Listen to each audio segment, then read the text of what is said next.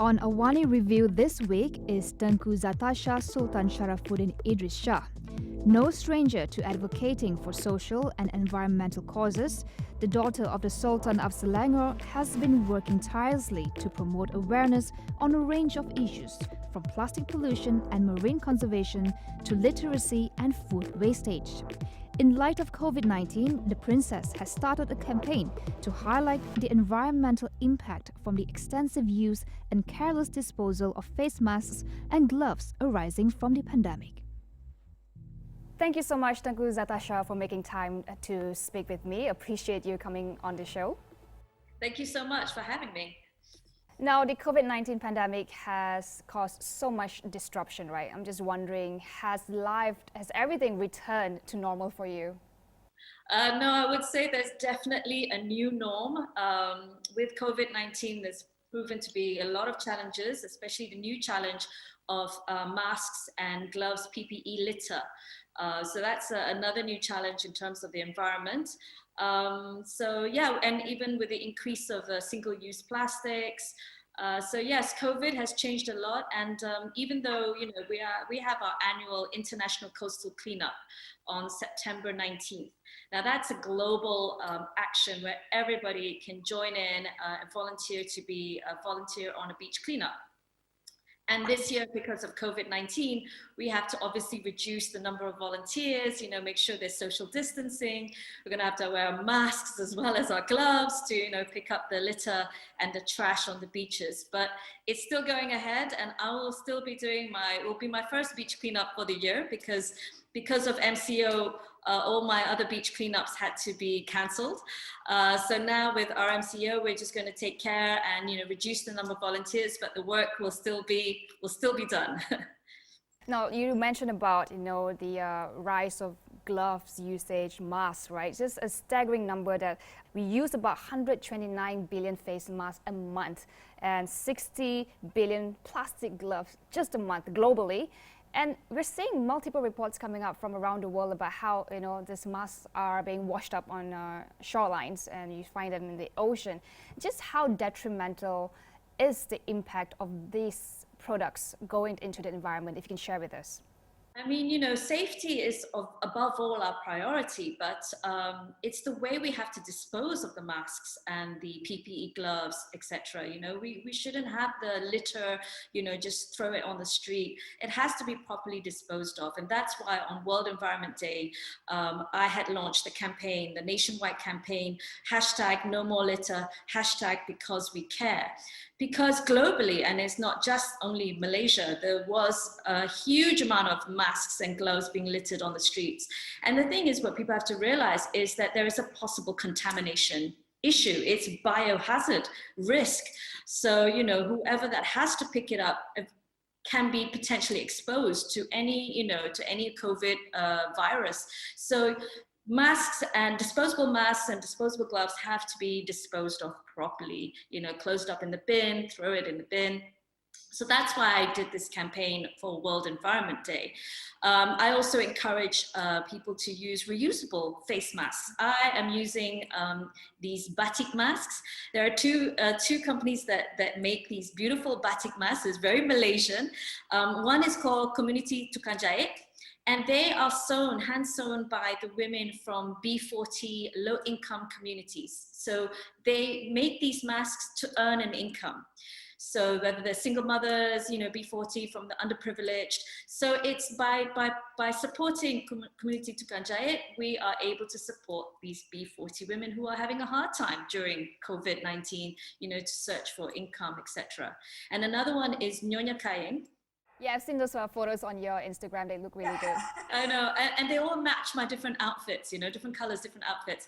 And Nyonya Kain, how they do is that for every 2 masks purchased, they'll give 1 free to the riders who they consider also as our frontliners, and also now to the underprivileged. So the thing about reusable masks, we also have to wear those properly. So that's another one of my educational campaigns, is how to wear the mask properly. And you can wear it with a virus filter sheet inserted into the mask, or you could put a disposable mask inside. So whatever that you can find, and that gives you the proper protection. Wearing masks should not be, under your chin or above. Yeah, it's got to cover everything properly. It's got to be a good fit. So these are kind of the things that we talk about. But yes, now masks and PPE gloves, etc., are new categories to be included in the International Coastal Cleanup. They are going to be included on this app, CleanSwell, which when we use it for beach cleanups, it includes everything from plastic bottle caps, tin cans, aluminium, and it has a whole, even cigarette butts. So everything is very clear, and then you tap it in and the data is sent to Ocean Conservancy. So now Ocean Conservancy says that they have to include masks and gloves for the litter.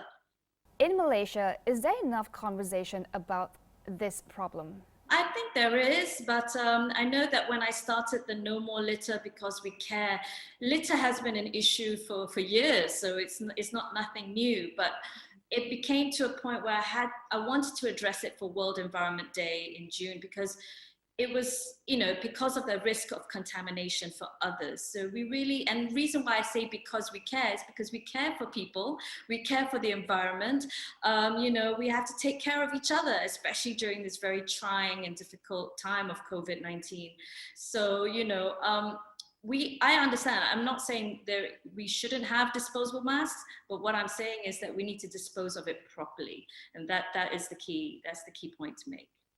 So how about initiatives at the policy level, right? I mean, it's a fairly new conversation. We are really just starting to see the impact, right? But do you see any examples, say, in a different country, different nations, on how they are addressing this problem, something that we Malaysians could, practice, could emulate?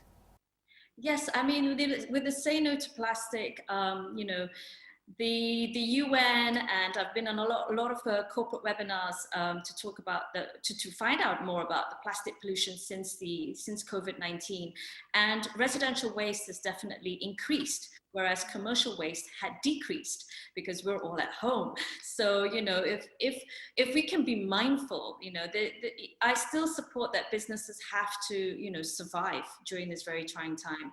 So they try to survive the best way that they can, and it's great that we have food deliveries, and this is a way that we can support them as well. But we also, if we can be mindful in how much waste that we are throwing away, or if we can be able to reuse it.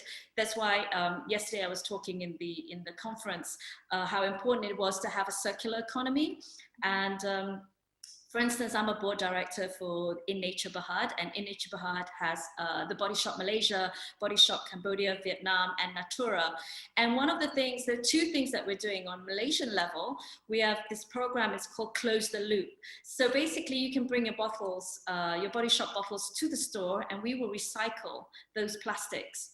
And be using it in different ways. So that's one of the programs. And the other one on a more global level is a campaign called Plastics for Change. And this is a collaboration with Body Shop International.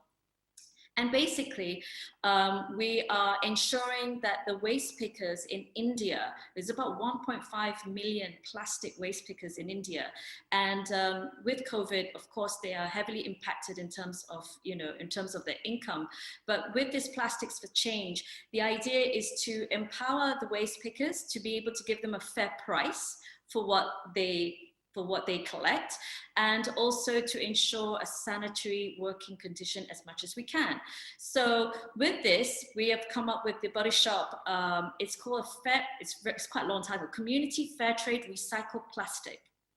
So basically ensuring fair trade price, it's using recycled plastics as the packaging. So this is very important when we talk about circular economy. It's about trying to reduce the amount of virgin plastic that we are using, and instead using recyclable, reusable, or even compostable plastic packaging. So the importance that I'm doing with Say No to Plastic, Zero Food Wastage campaign, No More Litter, or even with cloth care, fabric recycling movement, the whole idea and the concept behind it is to reduce the amount of waste that we send to landfills. So this is why, and it's with cloth care, 100% of all the clothing that we receive through these cloth care bins doesn't go to a landfill. it's recycled or it's upcycled, it's reused, it's used as biofuel, it's used as industrial cloth wipes. So, that is the whole point of cloth care fabric recycling. And for zero food wastage is to save the surplus food, so that we're able to feed the urban poor. Why throw good food when, we can actually feed many thousands, who are hungry. So through Kachara Soup Kitchen and with I'm on board of the Yayasan Food Bank Malaysia, that's what we do, is saving the surplus food instead of throwing it in the landfill and having it as waste. Well, you wear so many hats, just all those that you have mentioned earlier. I want to talk a bit more about that a bit later on in the show. But, you touch on how certain companies are practicing sustainability in their business, for instance, the body shop, right? What more can private entities do to support environmental efforts? Because, one of the reasons businesses do not get into sustainability is cost, right? It's hard, it's expensive. These are some of the reasons that are given. Is there merit to that argument? No, I think sustainability shouldn't actually be a cost. And if you think of it in the long term, it wouldn't be. But there are a lot of businesses, whether it's globally as well as in Malaysia, that have turned, sustainability, and they listen to people like me who've been asking, for instance, supermarkets and plastic packaging, the plastic wraps around fruits and veg. I said it would be great if we didn't have that, because, it'd be like in a farmer's market where you can actually see the vegetables, but they're not in a plastic wrap. And Village Grocer have done exactly that. They have put all their fruits and veg, most of the fruits and veg are not in plastic packaging. So it can work, why if it works in a farmer's market, it can't work in a supermarket. Was it difficult to convince these businesses to get on board?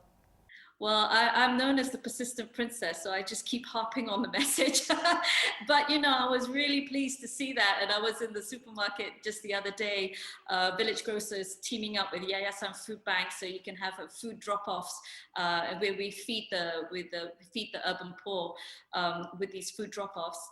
But I saw all the fruits and veg didn't have plastic packaging. So, small changes can make a huge difference. And other businesses overseas in France and the UK, such as Tesco, they've signed up with TerraCycle and Loop. Now, Loop is a great concept, and I met the founder and the owner, Tom Zaki, when I was one of the speakers at the Sustainability Summit in Paris this year. And Loop is fantastic because they have these refillable containers. They're made out of, they're stainless steel, and they've signed up with tons of consumer brands. And the idea is basically that the consumer would pay a deposit. They would use these containers. So they could be Heinz ketchup, it could be Nivea, it could be Ren skincare product, it can be Persil liquid detergent. All these brands have signed up with Loop. And when you finish with the container, you drop it off at the supermarket in the Loop bin, and you get your deposit back. So that is the whole idea of closing the loop, So it's the idea that you're not wasting and throwing package into the bin, which ends up in a landfill. So these are great ideas, and Tesco signed up with them, Carrefour in France, many brands, L'Oreal France has signed up as well with TerraCycle to use, and they make a lot of pledges. So a lot of businesses have made pledges, for sustainability. That it's not just a hype word, it's not just a page on your annual report to say, yes, I'm sustainable. It's got to be the whole chain, the whole way through from A to Z. That's what sustainability for businesses mean, and it shouldn't cost. It wouldn't cost in the end. You're not having packaging. They come in these stainless steels, So the more that people buy into it, the more that people are following zero waste lifestyle, zero waste stores. We have loads of zero waste stores here in Malaysia, and a lot of my junior eco warriors, they're as young as 10 years old, 11 years old, and they are 100% into the zero waste lifestyle. It's amazing. And they tag me, they bring their mum to the zero, or the grandma to the zero waste stores. And they even tell their mum, we want to go to the Princess Beach cleanup. So the mum has to drive like 2 hours early morning to do a beach cleanup with me. So yeah, it's really great to see a lot of people, jumping on board. So there's a lot of talk, and it just, I think if everybody has a responsibility, corporations, policymakers, us as consumers and individuals, we all have that responsibility to say, hey, we can make a small change. It doesn't have to be something massive, but step by step, the more changes we make, the better it is.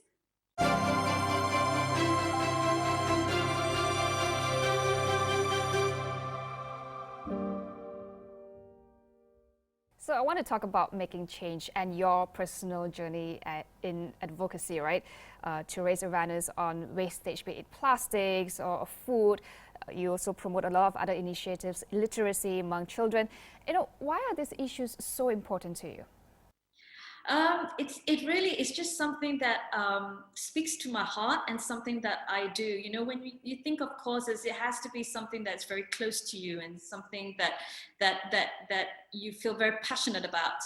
But then for it to work and to be credible, like for instance, the Zero Food Wastage campaign I launched in 2016, we've saved 1,000 tons just through with Kachara to save the surplus food and feed the urban poor. So, it's important because why? In 2015, I was a volunteer at Kachara Soup Kitchen. I was feeding the homeless. I was feeding the urban poor. Then I saw this article, it came out that we throw away 230,000 tons of food in Ramadan buffets in Malaysia alone. So I said, we need to save that food because the food is edible, it's good. So that's how it all started. And I started writing to the hotels and it has grown and grown and grown.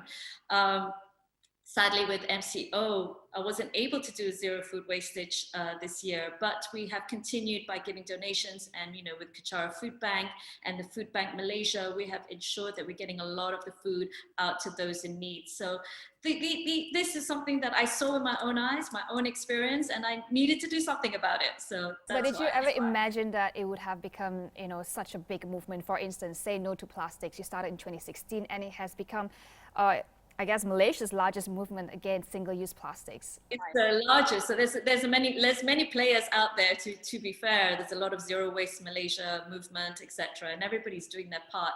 But Say No to Plastic is basically me saying, I'm sharing it with you. Let's make this viral.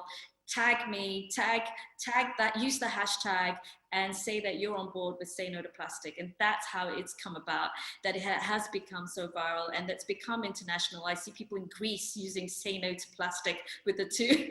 And I'm like, this is so great to see that people are on board. So, again, all my campaigns are not about me. It's about sharing it with everybody else to say, hey, we can do it together, so that's the wonderful thing about these campaigns. How much of that want to give back to society, how much of that is due to your family upbringing?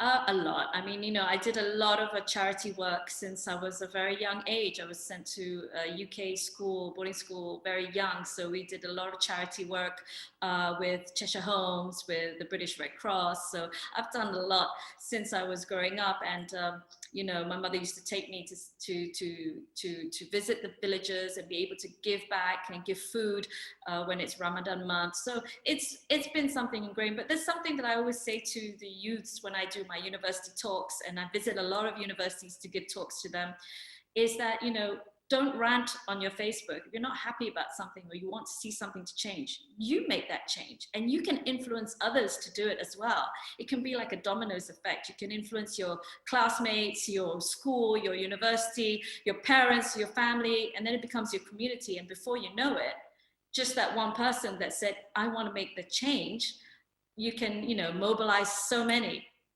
Look at Greta Thunberg. She managed to mobilize so many just through her one. She's standing there with a placard, and now everybody's on board. Now, when people talk about Tengku Zatashah, they think about the princess, right? And one would probably easily assume that the royal title is what gives you the upper hand in life, but it's very far from the truth, right? What are some of the things that people do not know about you, misconceptions that people have? Yeah, that's very true. There's always an assumption, it's an assumption that a lot of the young kids, they're very cute, my Make-A-Wish kids, I think they assume that I would walk around with a tiara and I float around the palace. It's far from the truth. you know, and they kind of look at me a little bit disappointed, like, she doesn't look like Elsa from Frozen, you know. So, but yeah, you know, I think, you know, that we're all blessed in many ways, and it's important to give back as much as we can, or as, you know, whatever amount, whatever effort really does make a difference. And especially with coming up with Merdeka, you know, that I think in Malaysia, if we're unity and unified and help one another, be kind, be compassionate, share those messages, you know, that gives me a lot of heart. So yeah, a lot of people make those assumptions that, you know, as a princess, I would just swan around with a tiara, but no, I'm a working princess. You studied abroad, right? And you worked abroad for quite a while, and then you decided to come back to Malaysia. Did you always knew that you come back? I didn't actually know I'd always come back, but I was working in Paris. I married my French husband, and he was the one that actually said, listen, let's move back to Malaysia. I love your country. So I was like, oh, okay, sure. You know, we all had our corporate jobs at the time in Paris. But I haven't looked back since. You know, we love this country. My husband, he loves Malaysia, and I love being back here. And since then, I've been able to do these sort of campaigns, and you know, it's really given me a lot of purpose. It's very rewarding. It's very fulfilling. I meet a lot of people. You know, if I visit the PPR flats, I meet a lot of them. I listen to their stories, even with the homeless. You know, and it's with all the charity works and things that I do, and visiting the students in the universities, it's been a busy time, but I enjoy it very much. So you wear so many hats, right? You are the royal patron for Make-A-Wish Malaysia. You are the chairman of Yayasan Food Bank, and you are also the president of Alliance Francaise Kuala Lumpur. You run so many campaigns, and do you think you have achieved what you have set out to do? Well, I thought I was quite done with my campaigns, to be fair, until I realized this year I wanted to do the No More Litter Because We Care campaign. You know, that's a collaboration that I did with Reef Check Malaysia, and we wanted to make it as viral as possible, that everybody would hold up the poster and say, no more litter because we care. And I think we'll probably see a lot of that on International Coastal Cleanup, which I'm collaborating again with Reef Check Malaysia to do a small beach cleanup somewhere in Selangor. But it's nationwide. So, you know, if you check Reef Check Malaysia, they've got a website, and there's a lot of places that you can go and do a volunteer beach cleanup. So it's open for everybody. And, you know, let's try and keep our streets clean, just try and keep our beaches clean, and be more mindful. So just one final question for you, Tengku Zatashah. You are very well known for a distinctive style, right? You always wear the baju kebaya like you're doing right now. Why the baju kebaya? Yes, you're matching. Why baju kebaya? Why is it? Is this a fashion statement, or is there a message that you're trying to send across? I'm trying to set across, it's both. I absolutely love it. I have Nyonya Peranakan heritage. So Nyonya Kebaya is from Nyonya Peranakan. So I have a lot of kebayas and batiks that are handed down from my grandmother to my mother, and I can still wear it today. I think it's important that we embrace our traditional and heritage roots, you know, and so whether it's a baju Melayu kebaya or baju kurung, I love to wear it because I think it's an important statement. It represents who I am, and it's very pretty, and I also wouldn't want to see it as a dying trade. You know, it's very hard apparently these days to find apprentices to take up and do the embroidery, because it's a lot of hard work for the embroidery and of the Nyonya Kebaya. So anyway, I like to support our small businesses, support our local businesses. So it's always a kebaya for me. It's my go-to. Looks lovely on you. Well, thank you so much, Tengku Zatashah, for spending time with us. I wish you all the best in all the campaigns that you're doing, and I hope we can meet in person someday. Thank you so much. Thank you so much. Yes, I hope so too. Thank you so much for your time. Thank you.